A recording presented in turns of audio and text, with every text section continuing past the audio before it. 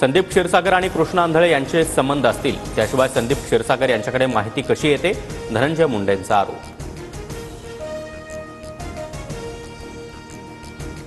संतोष देशमुख हत्या प्रकरण फास्ट ट्रॅकमध्ये चालवा, आरोपींना फाशीची शिक्षा झालीच पाहिजे, धनंजय मुंडेंचं वक्तव्य।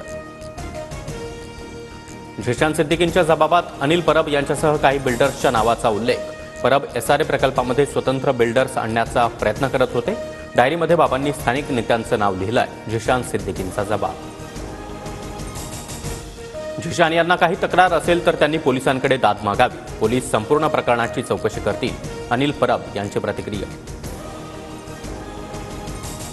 तर बाबांनी हत्येच्या आधी लिहिलेल्या डायरीमध्ये कंबोज यांच्या नावाचाही उल्लेख। हत्येदिवशी बाबा आणि कंबोज यांच्यामध्ये अर्धा तास व्हॉट्सअॅपवर संभाषण, झिशान सिद्दीकींच्या जबाबात उल्लेख।